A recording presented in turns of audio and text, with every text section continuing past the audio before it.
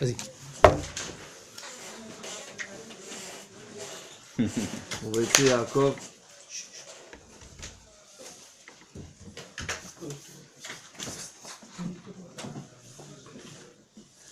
Je démarre avec.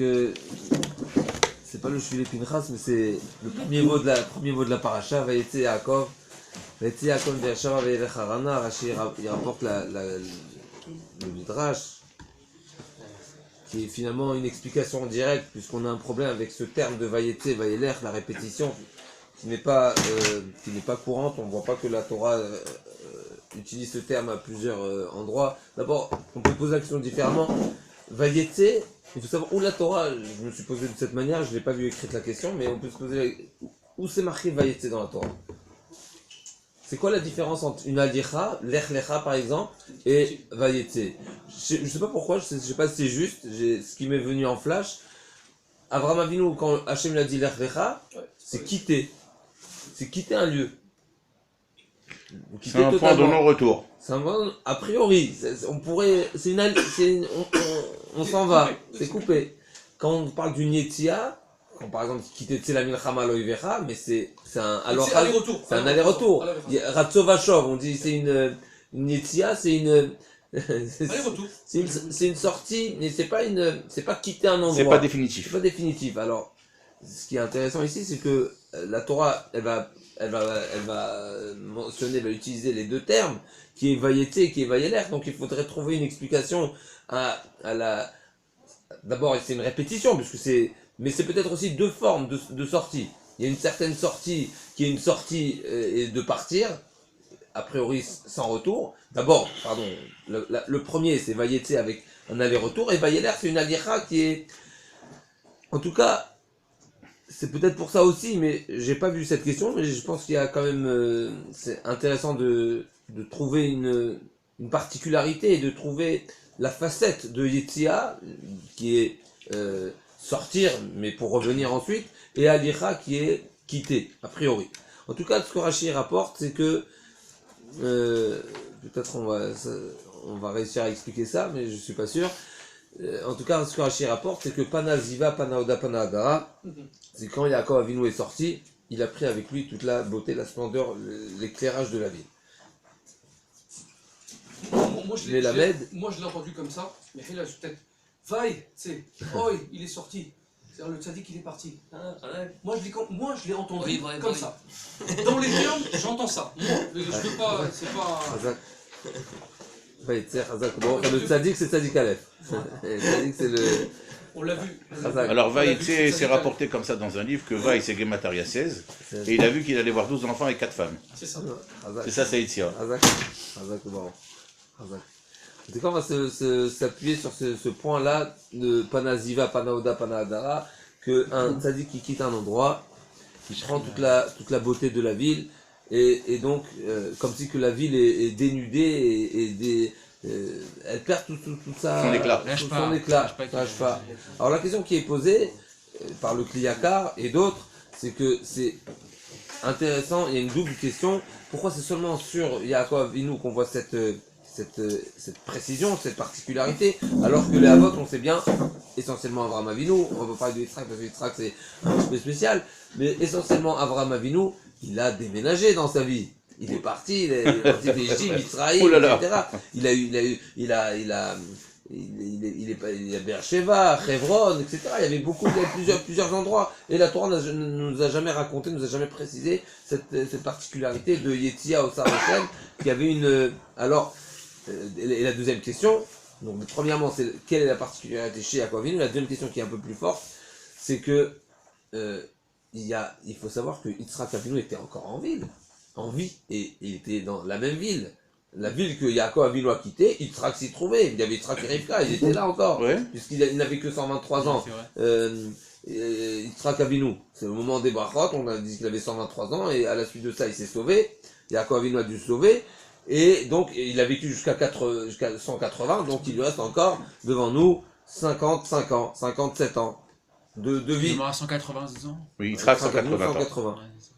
Donc il y a encore du temps, donc pendant toutes ces années, mais Yitzhak Avinu est là. Pourquoi dire que la vie de Chas Shalom, quelque part, ça pourrait être une expression négative pour Yitzhak Avinu, de dire que quand Yaakov Avinu, eh ben, il a laissé le vide et que la ville a été a perdu son éclat, eh ben, c'est un problème par rapport à la... Ça peut diminuer le niveau Chas Shalom d'Yitzhak son père. Parce que Yitzhak il était caché, et que Yaakov, il était vraiment caché, c'est le Tzadik Nista. Et que Yaakov, lui, il cristallise les deux. Il est Avram et Yitzhak en même temps. Donc lui, il a les deux. Il a le PR total. Il a la beauté totale du tzaddik parfait. Chazak. Mais je vais juste ajouter un midrash très, très, très beau. Finalement, bon, bien sûr, c'est un sujet on peut développer, etc. Mais finalement, il y a un midrash magnifique qui dit que Yaakov Avinu, une des explications pour lesquelles Hachem a fait en sorte que Yitzhak Avinu soit malvoyant, c'est pour qu'il reste à la maison. Pourquoi il voulait qu'il sorte à la maison, qu'il ne sorte pas de la maison? Pour ne pas que les gens de la ville disent c'est lui le père de Esav. Quelque chose d'incroyable. Ça veut dire que c'est la deuxième fois, c'est la deuxième reprise. On a vu que Hachem a enlevé, a diminué les années de vie de Avraham Avinu, 5 années pour ne pas avoir Esav. Et maintenant Yitzhak, qu'est-ce qu'il va faire avec son fils Esav? Mais un problème. Mais il reste à la maison. Les parents qu'il n'ait pas la honte. Les gens ne viennent pas dire c'est ton fils qui aimait la stem et tabriot comme c'est marqué, qu'est-ce qu'il faisait Esav, etc. Donc reste à la maison. Et c'est une des raisons pour lesquelles Yitzhak Avinu était aveugle. Donc c'est sûr qu'il y a d'autres midrashim, comment de la Keda, les anges ont pleuré, le Hachan de la Ktoret des femmes de Esav, etc. Plusieurs raisons.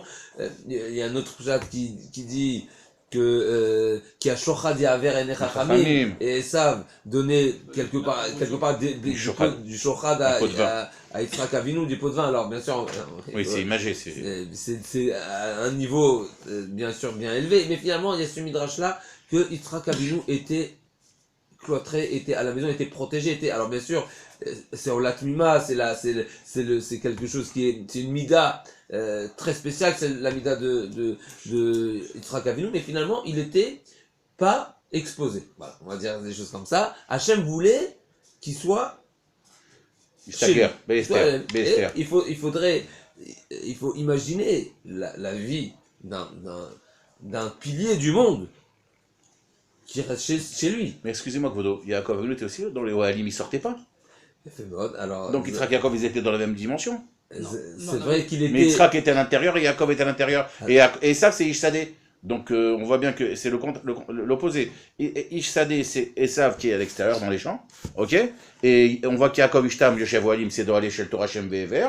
Et Yitzhak est chez lui. Donc à ce niveau-là, vous avez raison. Le rayonnement il est le même et les deux sont à l'intérieur. Oui, alors la question elle renforce. Pourquoi lorsqu'Yaakov il sort, ça diminue? Puisque les deux sont au même niveau. Il n'est pas resté en Israël. Je suis d'accord. Alors moi je pense que faudra, si vous permettez. C'est pas une sortie normale, vous voyez, tu sais. Il est sorti parce qu'il était poursuivi par Esav.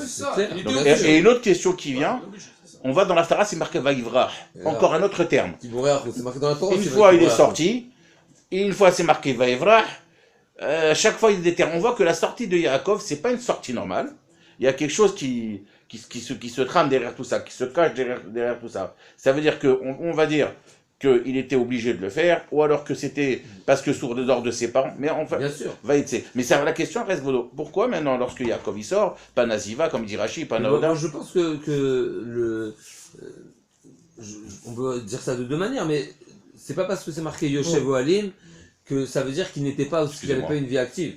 Allô? Ça veut pas dire qu'il n'était pas mis à part son étude. Il sortait de chez lui, il allait normalement, sauf qu'il était quelqu'un qui restait beaucoup dans l'étude à Torah, mais il sortait normalement. Maintenant, je veux dire autre chose. On n'a pas dit qu'il sortait pas. Voilà. Maintenant, autre chose.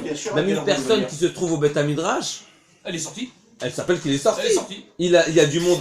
Il a son endroit. Il a son endroit de limour. Il sort normalement.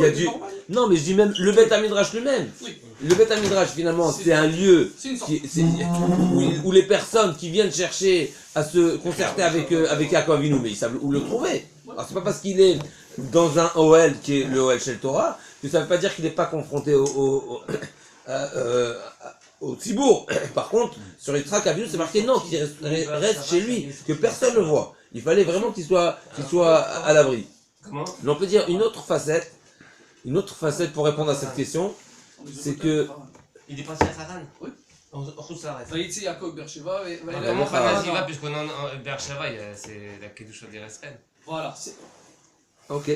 Il est sorti de la Mais Kedusha d'Israël. mais il va sortir aussi. Il va sortir à l'extérieur. Mais le limoud qui faisait le le problème, il va manquer. C'est normal qu'il y a une carence. Il étudiait pour toute sa vie lorsqu'il est quitté. Le limoud qui faisait il rayonnait partout. Donc l'intensité, elle a baissé. Il est sorti. La lumière de la... Ça va, C'est exactement ça. Oui, mais là, la question, encore une fois, la question est par rapport à Yitzhak. Ça, mon problème. Moi, je veux savoir par rapport à la place de Yitzhak. Yitzhak et Rivka. Il faut trouver un point qui nous permette de répondre à cette problématique. Comment ça se fait que la lumière qu'avait Yaakov de Yaakov Avinu était plus expressive dans la ville que celle de Yitzhak? À tel point que quand il est sorti, il y a eu un vide. Alors, première manière que je propose, c'est à le Midrash, que finalement Yitzhak Avinu, après, dès le moment où Esav a viré, Hachem voulait que Yitzhak Avinu soit Betzniot, que les gens ne soient pas qui ne soient pas exposés. Ça c'est première explication. Et donc c'est clair que Yaakov Avinu, si on veut, on peut même amplifier la réponse, que Yaakov Avinu devait prendre même quelque part la place et la part de le manque de Esav. Non, la part de Yitzhak pour diffuser la Torah. Bimkom, il doit être le chaliar aussi de Yitzhak Avinu, parce que Yitzhak Avinu il peut pas sortir. Hachem ne veut pas qu'il sorte. Donc Yaakov Avinu, quelque part, il a une double part maintenant, il a un double travail. Et son propre travail, et aussi le travail de Yitzhak Avinu. Ça, c'est une façon de répondre. Maintenant, on peut répondre d'une autre façon. C'est sûr qu'Yitzhak Avinu, il était là, il y avait la lumière de Yitzhak Avinu. Mais quelque part, ça va un petit peu dans le même sens, mais un petit peu différemment. Mais Esav aussi, il se trouve dans cet endroit-là. Qu'est-ce qui contrecarrait Esav? C'est Yaakov. C'est Yaakov. Donc c'est vrai que j'ai la lumière, j'ai le grand projecteur de Yitzhak Avinu. Mais j'ai un problème. C'est qui ce Esav? Maintenant il faut savoir, il y a où Esav ou Yaakov. Tu sais marqué, quand il y en a un qui monte, un qui descend. Donc quand il y a la puissance de Yaakov, donc quelque part, comme on va voir dans l'Haftarah, c'est marqué que quand Yosef il est né, etc., Yaakov Esh, ou Bet Yosef Leava, ou Esav les cache. C'est-à-dire finalement, la bataille, si on veut, existante et qui crée une balance entre l'un et l'autre, c'est Yaakov et Esav. Donc si j'ai Yaakov, j'ai pas Esav. Si j'ai pas Yaakov, j'ai Esav. Donc quand on nous dit ici Panaziva Panahadara, mais bien sûr, mais pas parce qu'il y a une problématique dans la ville, c'est Esav. Et qui est la contrebalance de Esav? C'est Yaakov. Donc nous on a posé la question, il y a Yitzhak, c'est vrai, mais peut-être, c'est aussi peut-être un chidouche, mais peut-être Yitzhak n'est pas le contrecarré de Esav. C'est Yaakov le contrecarré de Esav. Pourquoi? C'est à expliquer. Mais c'est ce qui est marqué dans la Torah, dans le Navi, que l'opposé de Esav, celui qui peut battre Esav, c'est Yaakov. Kol Yaakov a David Esav, quand il y a un. Depuis la naissance. Ce que vous dites, Vodarav, déjà c'est marqué dans le Zohar. Dans le premier passage de la Torah, Vaïe Erev, Vaïe Boker Yom Echad, Zohar il dit Erev, c'est Esav, Boker c'est Yaakov. Donc c'est les opposés. Les opposés. Le jour il est parti, la nuit est arrivée. Donc voilà, on a vu on a remarqué le manque de lumière. Le jour s'est levé, la lumière est arrivée. La nuit est arrivée, les ténèbres sont arrivées. Donc ça veut dire, malgré la lumière de Yitzhak, mais ce que je veux gagner, c'est que la lumière de Yitzhak, elle est là. Elle ne bouge pas. Par contre, le contraste. Voilà. Parce qu'en vérité, les ténèbres, c'est pas une absence de lumière, c'est une création déjà. D'accord. Donc lorsque la lumière, elle s'en va, automatiquement les ténèbres vont venir. Donc c'est un effet contraste. De facto, ça fait ça. Bon. D'accord. Donc Razak Rav, c'est vous qui me faites réfléchir comme ça. Maintenant, on peut dire encore. Mais la lumière de Yitzhak, elle est toujours là. Elle est toujours là. Bah oui. Elle est toujours là. On peut pas lui enlever son. Voilà. C'est ça ce que je veux gagner avec cette réponse. Le projecteur est là. C'est seulement le contrecarré de Esav qui n'est plus là. Et finalement, s'il n'y a pas le contrecarré de Esav, alors il y a la problématique de Esav. Donc il y a une obscurité. Razak avec ce Zohar Kadosh. Ça complète, si on veut, l'image, c'est que quand il n'y a pas la lumière de Yaakov, alors il y a l'obscurité de Esav. Et oui, donc, la ville est en... C'est un principe qu'on retrouve souvent. Quand la doucha s'en va, automatiquement, elle vient. Il n'y a pas de point neutre dans la Torah. C'est une femme qui va accoucher, on dit que sa Koshbourg qui mater les dards. Sa Koshbourg s'occupe de l'accouchement. Et en plus, tu dis qu'elle est tout moi, qu'est-ce qui se passe? Le Shemeshmoa, il dit oui. Parce que Hachem, il est intervenu. Après, c'est retiré. Et de là, tu vois que de la doucha, elle s'en va, toute la tomate arrive. C'est ça. C'est que la lumière s'en va, les ténèbres arrivent. Vaille, malheur, le tzaddik et Hachem sont sortis. Parce que Hachem, il a accompagné. D'ailleurs, la preuve, c'est qu'il y avait les anges jusqu'à la... Après, il y a les anges de Chutz Laret. C'est-à-dire que la Shrina, elle était avec lui. Donc c'était pas complet. Il n'y avait pas la shlemout entière en Eretz Israël, puisqu'il y a eu l'éclatement du Aleph Ehad avec... Wow. avec... non, c'est... Razak. Bon, je sais pas. Razak. C'est une idée. Chez Yaakov Avinu, c'est... C'est Aleph Ehad, c'est Shalem. Est-ce que c'est le tzaddik Shalem? Il a eu un ordre d'Hachem de sortir ou pas? Yaakov Avinu. Il n'y a pas marqué Hachem, il lui a dit Sa sortir. mère, ses parents. Pas Yaakov, c'est ses parents. D'accord, mais... Ah, d'accord. Donc il a fait Kibbutz Aved. D'accord.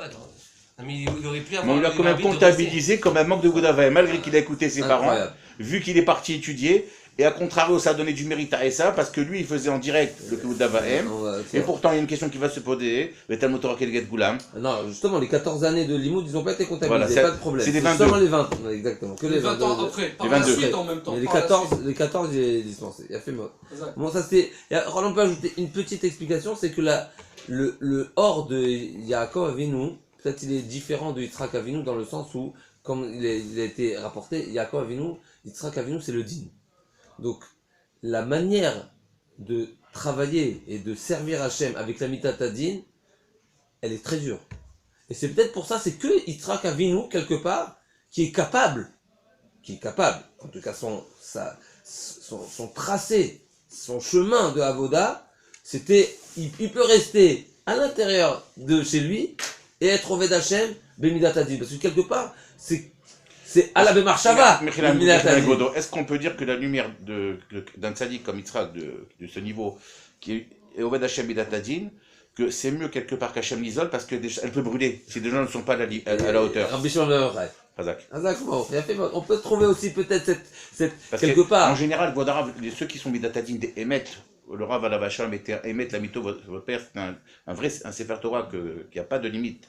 Et il y avait tellement un Mirat Hashem que des fois on avait peur de ça, mais ça nous aidait. Mais donc je vais vous dire une chose, c'est pour ça qu'à Kadosh Baruch Hu, des fois, des Kdoshim comme Hillel, c'était le plus petit élève et que lorsque l'oiseau, comment il s'appelle, le Natan Ben Uziel, lorsque l'oiseau il passait, il brûlait. Hillel non. Alors lui il avait cette force des vents et des gens, ça déborde la Gdusha, le feu de la Torah, on peut plus. Il en a tellement que je me redis, je les mets de côté ceux-là parce qu'ils vont me...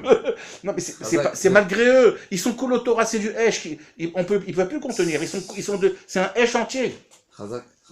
Exact, c'est dans ce kivoun-là. Donc finalement, c'est que chez Yitzhak Avinu qu'on peut imaginer et essayer de... Alors je sais pas exactement ce que ça veut dire, mais cette mais là je dois tous vous laisser, que pardonnez-moi, je suis un bad shalom.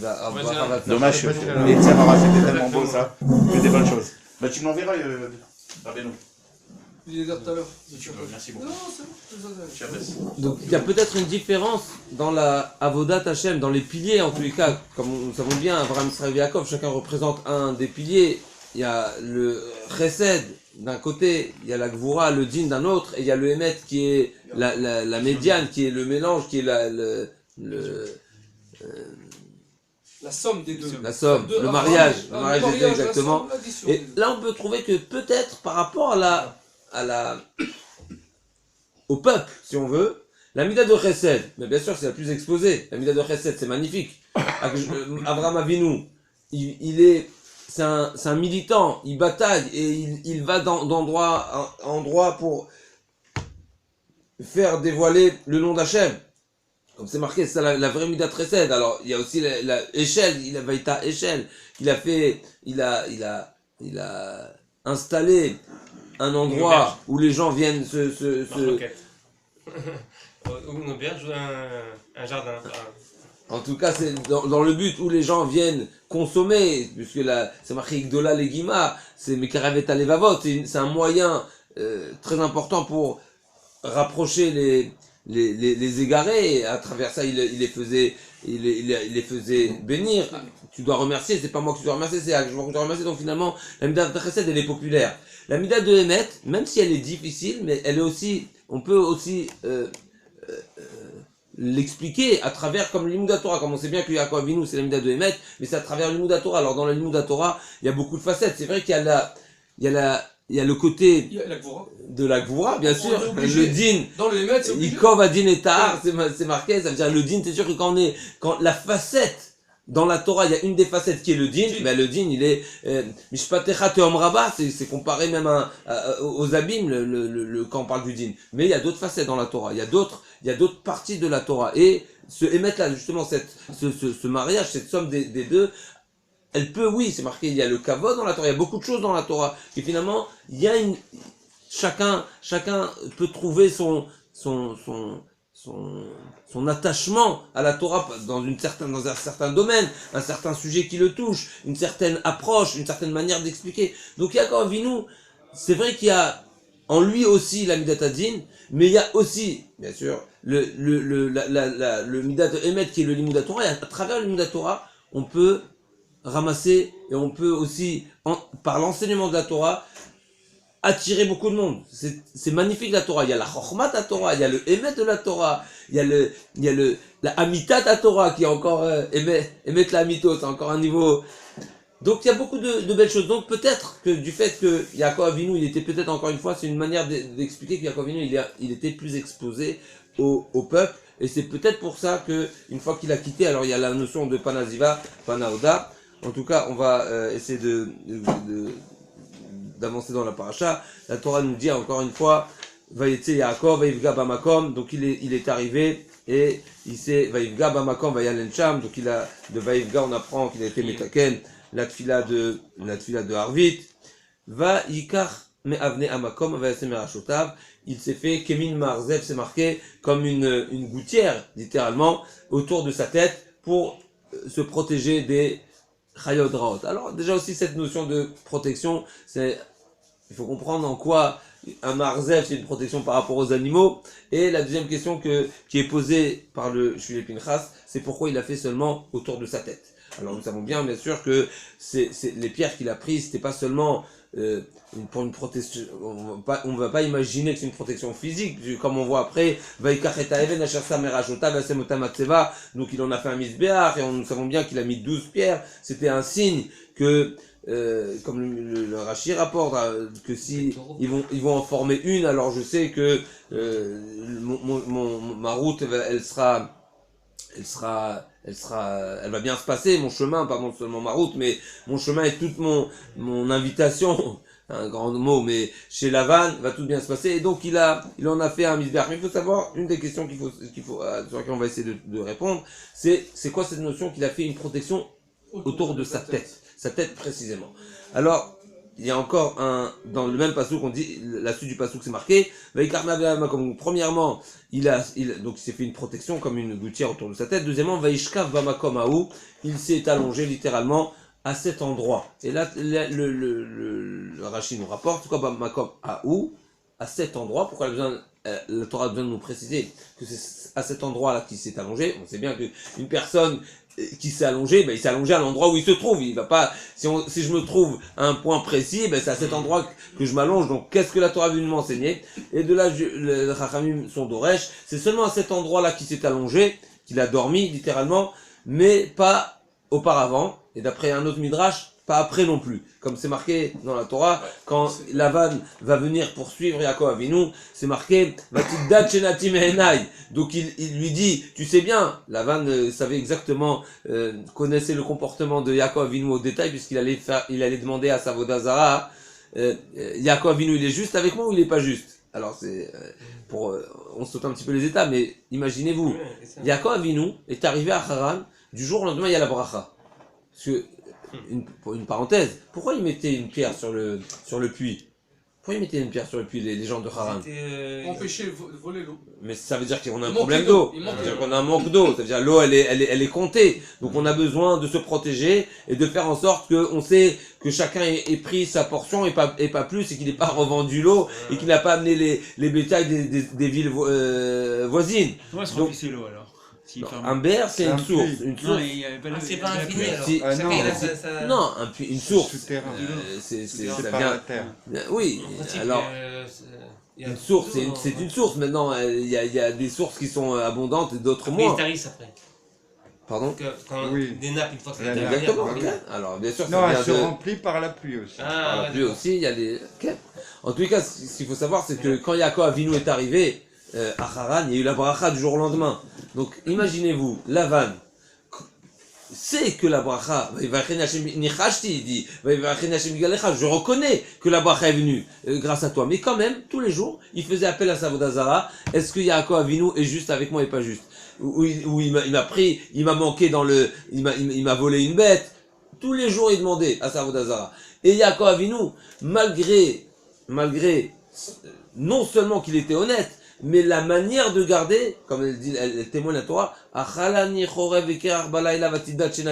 il était Moser Nefesh pour le troupeau de Yaakov Avinu. Alors ça aussi c'est un sujet en soi, de comprendre cette précision que la Torah nous raconte, le travail avec honnêteté de Yaakov Avinu chez Lavan. C'est un sujet en soi, mais pour revenir, Yaakov Avinu, on sait bien que quand il est arrivé à Haran, il y avait la bracha.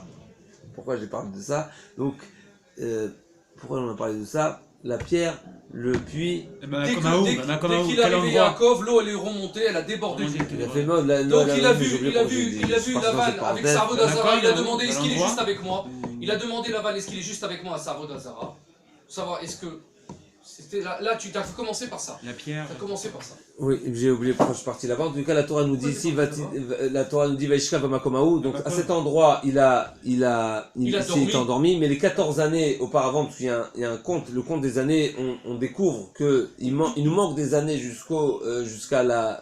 du moment où il a été béni jusqu'au moment où il arrive où il sort de chez Esav, de chez Lavan. Donc on a un problème et ce compte nous oblige à dévoiler que finalement Yaakov Avinu, pendant 14 années, avant d'arriver chez Lavan, il s'est caché chez Shem Ve'Ever. Donc c'est seulement à cet endroit-là qu'il s'est endormi, et pas avant, je disais, et pas après aussi. Ok, c'est une parenthèse, oui. Il y a juste une petite question, comment se fait que Yaakov Avinu s'est permis finalement de découvrir le puits, puisque si les bergers ont couvert, mais c'est qu'ils ont une raison, alors a priori il y a une dispute, ils ont une manière de se protéger, etc.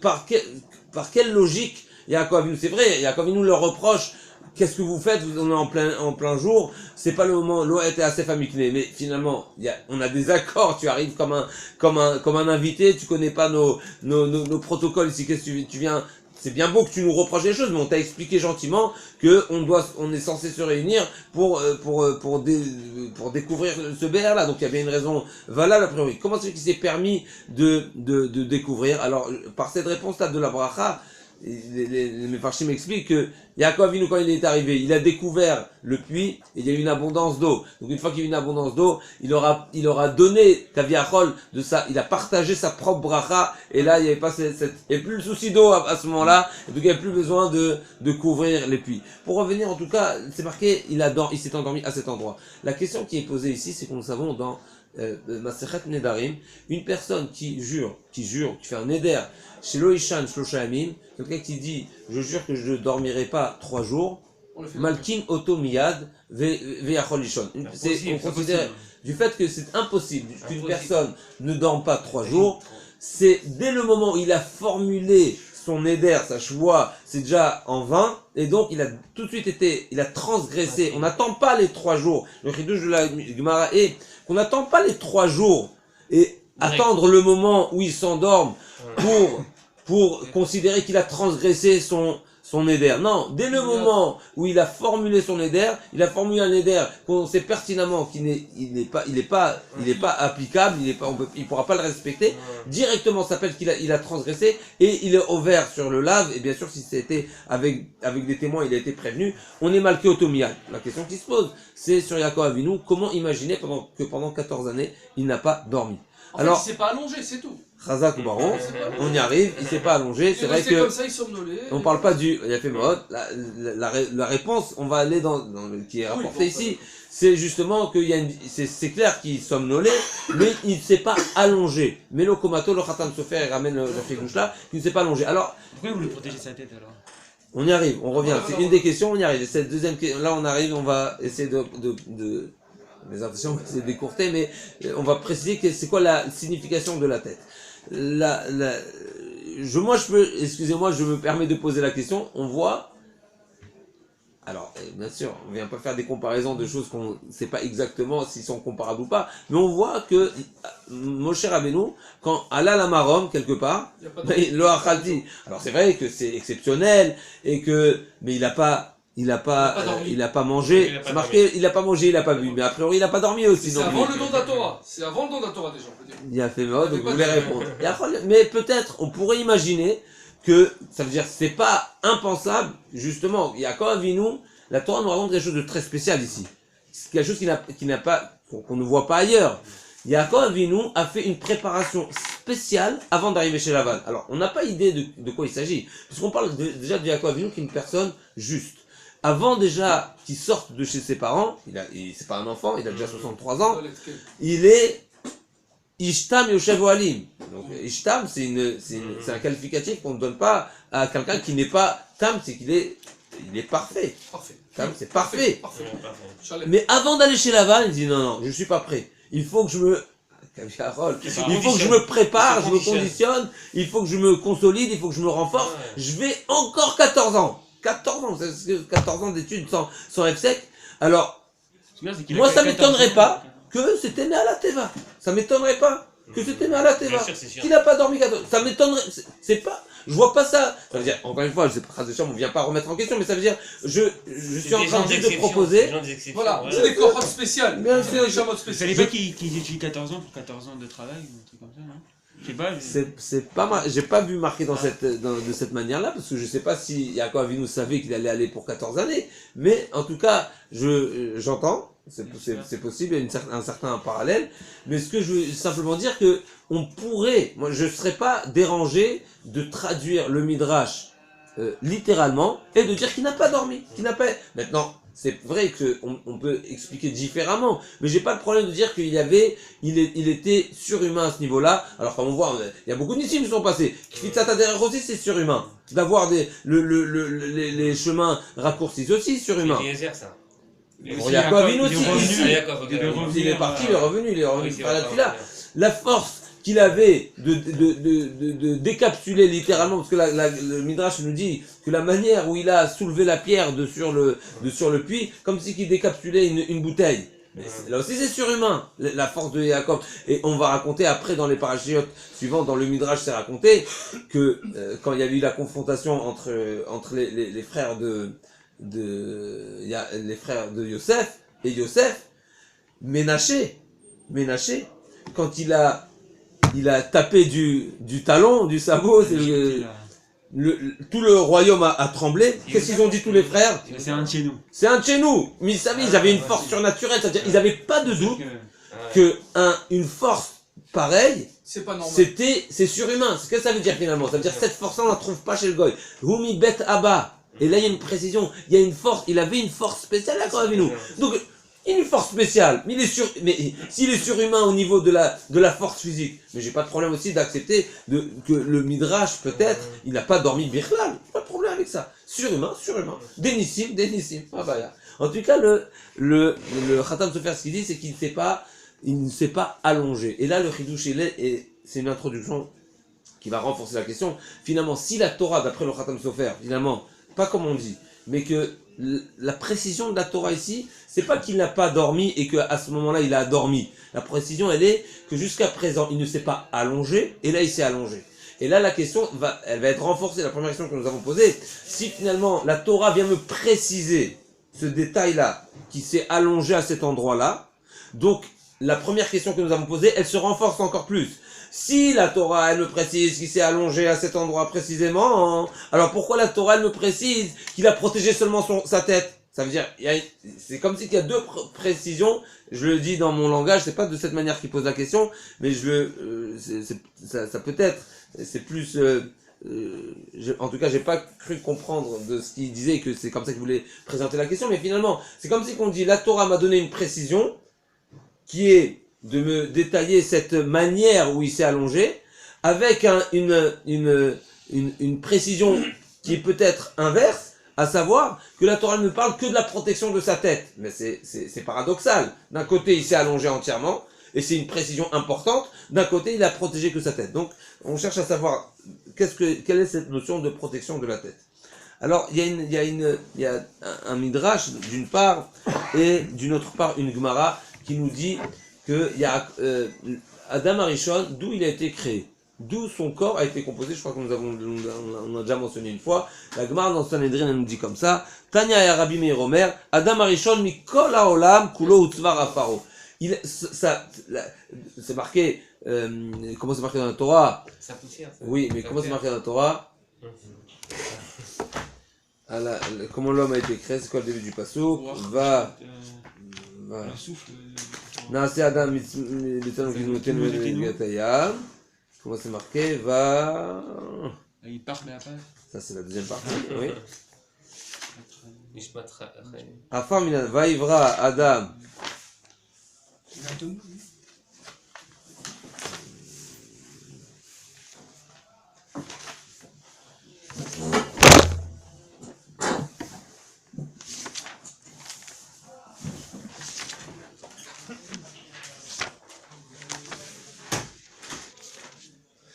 Vayitzer Hashem Elokim et Adam, Afar mina Adama. Vayipar Bapav Nishmat Chaim. Ce qui est intéressant, c'est que dans la bria de Adam, c'est que après que c'est répété que Vayitzer Adam, Afar mina Adama, en tous les cas, l'homme a été créé à partir de la poussière de la terre, Afar mina Adama. Et ça, Rabbi Meir dit, de quelle poussière, de quelle terre Hashem a utilisé pour créer cette pâte, comme c'est marqué, qu'il a fait comme Issa. Il a fait une pâte, d'où il a pris la terre. Alors c'est marqué comme ça. Goufo, son corps, mi Bavel. De Bavel. Alors de Bavel, on sait que Bavel c'est amok. C'est quelque chose de profond, c'est quelque chose de très matériel, Bavel. Rocho, Meret Israël, Ve'evarav Misha Aratot. Et le restant, donc ses bras, quand on parle de le gouffre, c'est la partie essentielle du corps. Et quand on parle des Evarim, c'est les bras et les jambes, qui sont du restant du monde. Donc on voit, il faut retenir cette notion-là, les opposer entre la tête et le corps, qui est Bavel et Eretz Israël. Et c'est comme si on a trois références. On est partout, Moi, je voulais aller dans ce qui vous là. C'est la réparation du monde. Après, c'est pas ce qui est marqué ici, mais je vais aller dans cette. Mais moi j'aime la France, j'aime bien. Il faut pas trop l'aimer. Quand on te dit de partir, il faut partir. En Égypte aussi, on a aimé l'Égypte. Franchement, je suis attaché, j'ai des attaches. Mais il faut pas. On est habitué, voilà, il faut pas s'attacher. Hazak. Habitué, on peut. Le système, j'aime le système. Comment ça. Système social. Je viens d'un autre pays, je connais pas le système. C'est des fous, c'est des malades. Je peux pas m'adapter. Les attachés. En tout cas, il faut savoir que les Bnei Israël, ils étaient trop attachés. Ils étaient attachés en Mitzrayim, ils sont partis dans Makat trop cher. Il fallait sortir de Mitzrayim. En tout cas, il faut pas s'attacher. Il faut sortir, c'est clair. Qu'est-ce qu'on était en train de dire? Donc, oui, ce que je disais qu'il était intéressant, que finalement, on a trois références. On a la tête, le corps et le reste du corps et les membres. Comme s'il y a trois références. Il y a Bavel, il y a Eretz Israël, Bavel et le restant du monde. Comme si que Bavel c'est une référence. Aujourd'hui il n'existe pas Bavel, on sait bien. Il y a plus de. C'est marqué qu'elle sera détruite, elle ne sera pas reconstruite. C'est une des névoites qui. En tout cas, donc d'un côté on a une Gemara qui nous dit que l'homme a été composé de trois parties du monde. Et d'un autre côté il y a un Midrash qui dit que Masora, comme ça le Rambam aussi rapporte. Et à la base c'est aussi un Midrash. Le Midrash dit comme ça, d'où Hachem a créé l'homme. Vayitzer Hachem Elokim et Adam afar mina Adama, il dit comme ça le Midrash.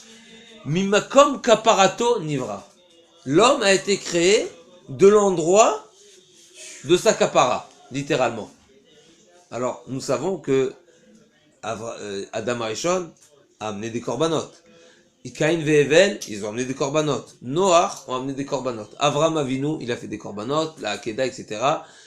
Yaakov, les Avot ont fait des corbanotes. Ce qu'il faut savoir que le Midrash dit, mais avant de continuer sur ça, c'est quoi le Makom Kaparato? C'est de l'endroit où il a fait le korban. L'endroit où il a fait le korban, c'est l'endroit. Le korban, c'est le moyen, c'est de demander la kapara, de mériter la kapara.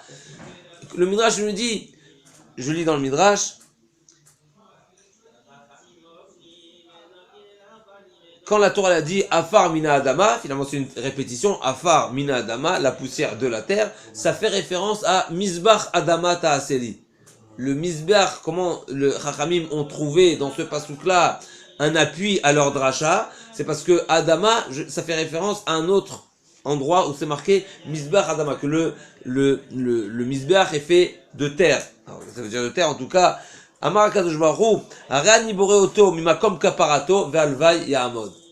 Je vais le créer d'une partie de la terre, donc la terre qui est matérielle, parce que la deuxième partie, la partie qui est spirituelle, c'est sûr qu'elle a elle nous donne toutes les chances de réussir dans notre vie. Tout le problème, c'est le côté matériel. Donc Hachem, il dit, c'est quoi? C'est vrai que l'homme, il est composé de matériel, mais je vais utiliser une partie de la terre qui est réservée, ou qui sera au futur l'endroit où il apportera les korbanot, à savoir Beth Amikdash, Aramoria, etc. On revient toujours au même endroit qui est stratégique.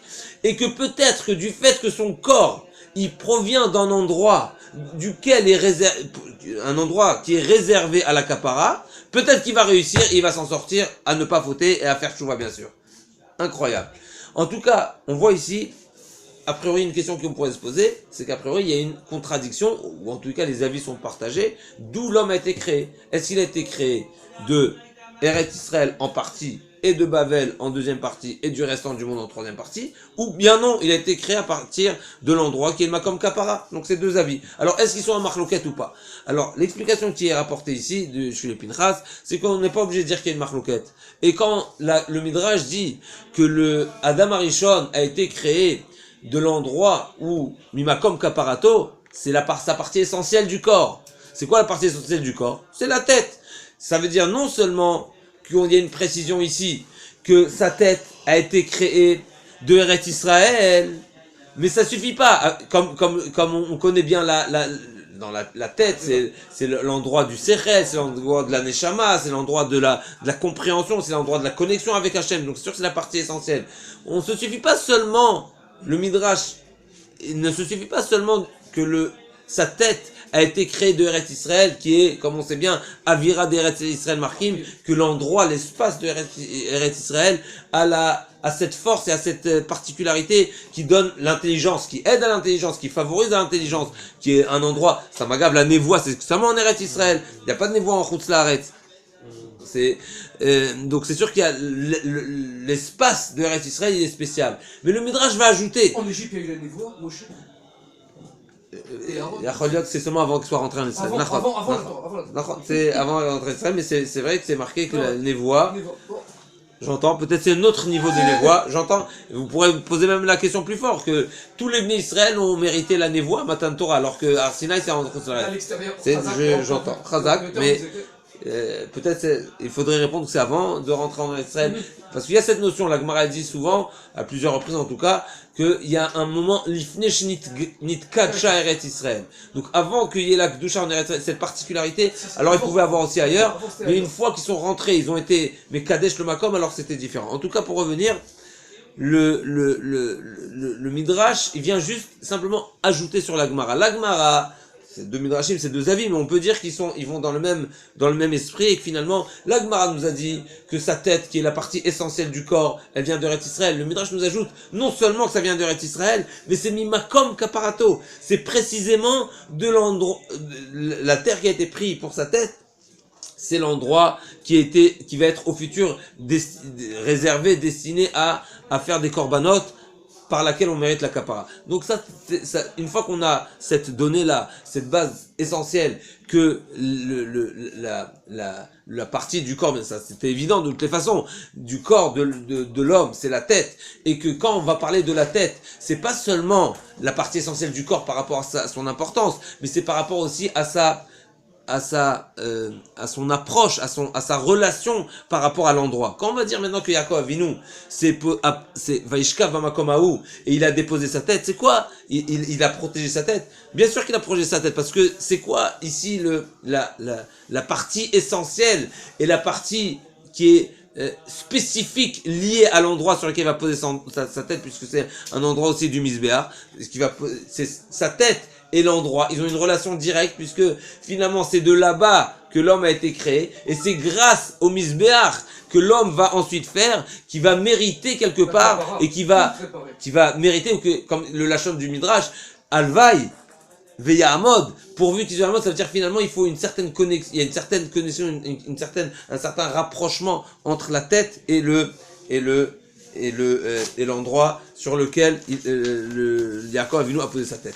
Pour continuer dans l'explication de la notion de qu'est-ce que Yaakov Avinu exactement faisait et qu'est-ce qu'il était censé, qu'est-ce qui représentait les Havot. On sait bien qu'il y a Alpi, le Zohar Akadosh, que les Havot, c'est vrai que c'est marqué Yaakov Avinu Men Shufrei de Adam Arishon, il y a la beauté, littéralement, la beauté de Yaakov Avinu est Me'en, et elle se rapproche de la beauté de Adam Arishon. De quelle beauté on parle? Alors nous savons que les Havot Akdoshim, ils ont tous pris part à la réparation de la faute d'Adam Arishon. Il ne faut pas croire que Adam Arishon Chas v'Shalom n'a rien fait. C'est marqué que après la faute du Etz Hadat, d'avoir mangé ce qui était interdit de consommer, pendant 130 ans, il était Yoshev Betanit. Chassid Gadol, c'est marqué dans le Midrash que Yaakov Avinu, comme ça c'est marqué, Aya Rabbi Meir Omer, c'est toujours Rabbi Meir, ça c'est pas parce que Adam Arishon, on parle, non? Adam Arishon, c'est marqué Aya Rabbi Meir Omer, Adam Arishon Chassid Gadol Haya. Pas seulement un tzaddik chassid, c'est encore Kevan Shera Sheniknesa Mita Aliado, du fait qu'il a constaté que malheureusement il a fauté et c'est marqué Beyom Acholcha Menu Mot Tamut, Hachem lui a dit le jour où tu mangeras tu mourras, et bien sûr ça veut pas dire que lui seulement il va mourir, mais c'est qu'il a causé à ce qu'il y ait la mort. Ça veut dire si ce n'était la consommation, l'homme ne mourrait pas, il y aurait eu le tikkun, etc. On aurait été, donc à la suite de cette faute là il y a eu la mort qui a été Niknesa Mita Aliado. Qu'est-ce qu'il a fait? Yashav Beta'anit Mea Ushloshim Shana, il a jeûné 130 ans. Ou Piresh Mina Isha Mea Ushloshim Shana, et il s'est séparé de sa femme 130 ans.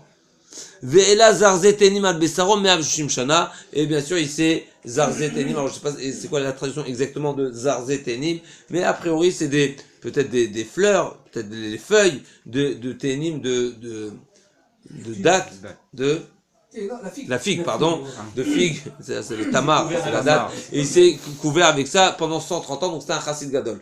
La relation qu'on va voir, donc c'est sûr que Adam Arishon, il a donné, bien sûr, pour sa tchouva, pour sa kapara, mais on voit que le Zohar HaKadosh nous dévoile que les Havot aussi ont, à leur tour, été, si on peut dire un Gilgoul, pas un Gilgoul, je sais pas exactement si c'est le terme exact, c'est à voir, mais finalement ils ont aussi participé à la kapara de Adam Arishon, chacun à leur tour, et chacun a pris une particularité de ce tikkun, il a pris une partie du tikkun. Alors dans les Sfarim c'est marqué que Adam, dans la faute de Adam Arishon, on pourrait dire que il y avait la transgression de cette faute-là, elle a touché les 3 graves fautes. Avodah Zara, Gilui Arayot et Shfichut Damim. On sait qu'à la suite de la consommation, au moment de la consommation finalement, c'est marqué. Il est en nous, c'est clair. Il était dehors, C'est vrai, mais déjà, le serpent a dit à Chava, que Hachem vous a dit, il a dit le serpent, vous allez devenir intelligent, et Kaviachol leur a dit, vous savez, Hachem, il a mangé de cet arbre et c'est comme ça qu'il a créé le monde. Donc il y avait un problème ici de Avodah Zara, un problème c'est marqué il a mis le doute Kaviachol à la présence d'Hachem, et quelque part c'est une facette de Avodah Zara. Il y avait le problème de Shfichut Damim, puisque à la suite de cette avéra-là, il y a eu la mort.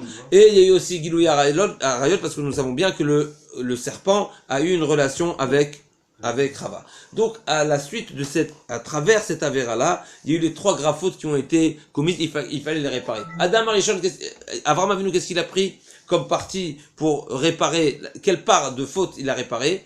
Avodah Zara, c'était celui qui a bataillé, qui a milité, il a annulé l'Avodah, il a cassé l'Avodah Zara, et il a fait connaître le nom d'Hachem autour de lui. Donc c'est lui, il a pris cette part de Yitzhak Avinu, qui a été Moser Nefesh, il était prêt à être tué, si on veut, à être sacrifié, à être donc égorgé en tant que korban. Il a réparé la faute de Shfichut Damim, comme on sait qu'une personne qui s'est parallèle à la Mita, Kaviachol, il était prêt, il s'est même donné, il a donné sa vie complètement. Donc c'est parallèle à la problématique, à la faute de Shfichut Damim. Et Yaakov Avinu, c'est Gilui Arayot, qu'il a été justement dans les Mefarshim, on voit que à plusieurs reprises, ils sont méramés cette Nekuda-là que Yaakov Avinu avait Mitato Shlema, comme c'est marqué dans Reuven, comment c'est marqué dans Reuven, c'est marqué. Oui, mais quand il a béni Reuven, qu'est-ce qu'il a dit? Vereshit Oni, c'est quoi le début du pasouk?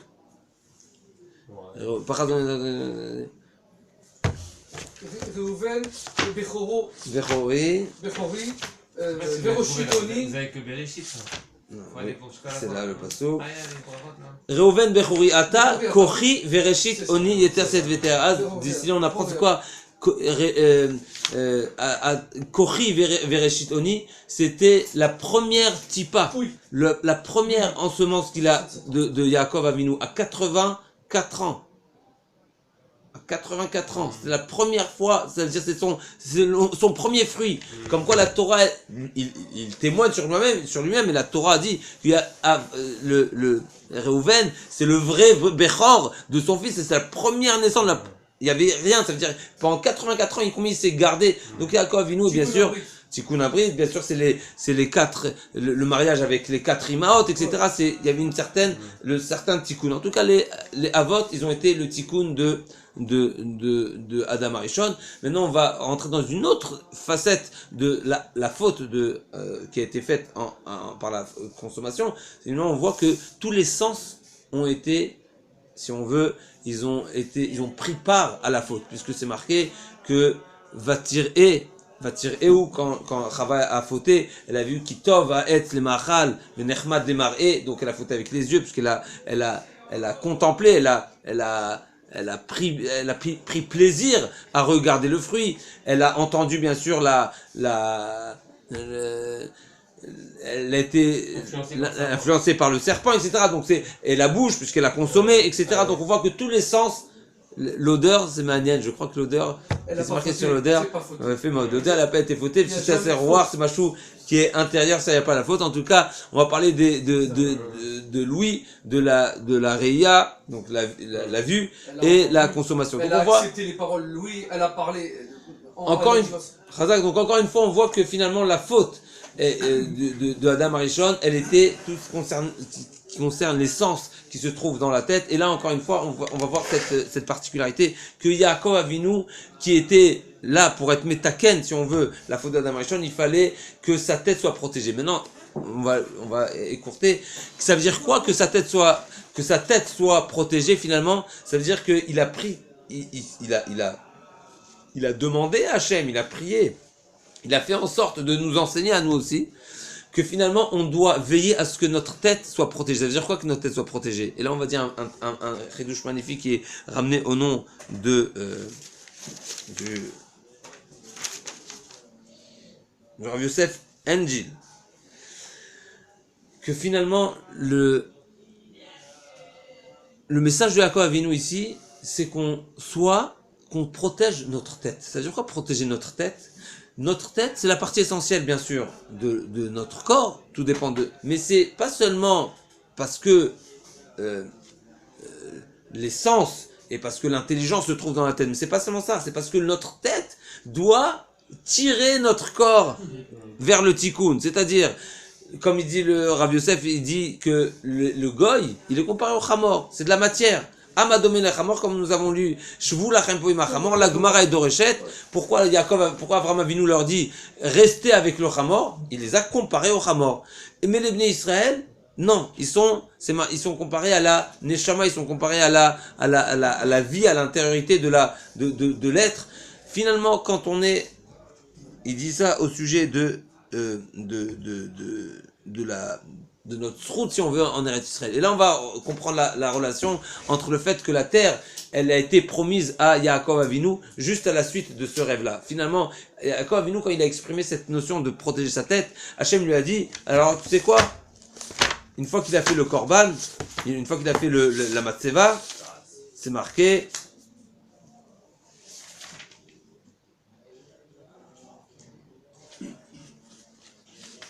pardon, c'est avant. C'est marqué.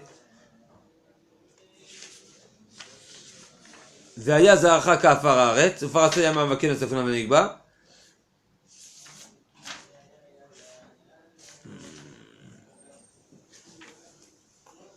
Hachem lui a promis la terre. Où il leur a promis la terre? והיה זרעך הארץ אשר אתה שוכב עליה, לכת ננה וזרעך. On voit que la première des choses que Hachem lui précise ici, lui promet, c'est lui offrir la terre. Alors, le Rav Yosef, il dit comme ça. Quand le clan d'Israël, il est attiré par la matière, alors il ne mérite pas Eretz Israël. Chas v'shalom. Il ne mérite pas Eretz Israël. Quand c'est son corps, quand c'est sa tête qui tire son corps vers lui, mais alors là, il mérite Israël. Pourquoi? Mais parce que notre tête, elle vient d'Eretz Israël. Donc, pour mériter à Eretz Israël, ben, il faut que notre tête, ça veut dire notre intellect, notre côté rouchani, notre côté spirituel, tire le corps vers lui. Et là, on mérite Eretz Israël. Mais quand on n'est pas à ce niveau-là, eh ben, on retourne et on est en Mitzrayim.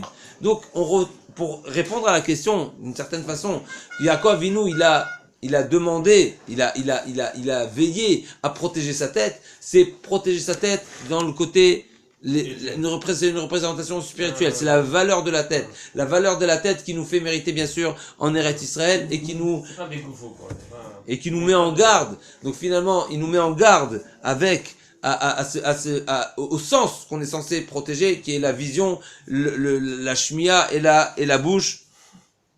Et il y a un troisième chidouche ici qui nous dit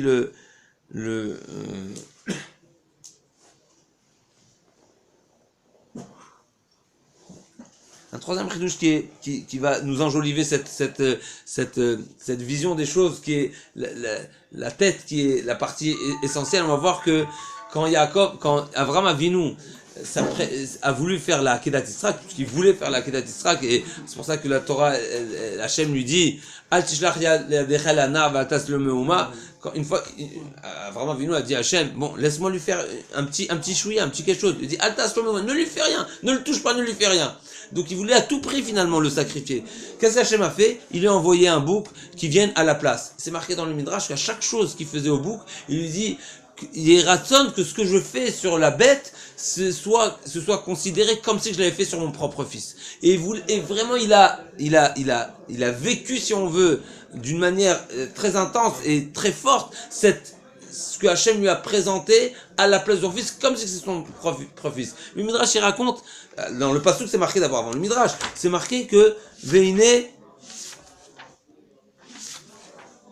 Vayar Veine Aïl Achar Nechaz Basevach Bekarnav. Donc soudainement il a remarqué qu'il y avait un bouc qui s'était embroché les cornes dans le feuillage. Comment est-ce que Makara? Vous avez souvent vu, vous, un animal qui est... C'est marqué que le Satan, il a empêché. L'animal voulait courir chez Avraham Avinu pour qu'il vienne en tant que korban, pour qu'il mette le korban. Qu'est-ce qu'il a fait le Satan? Il a retenu. Mais par où il a retenu?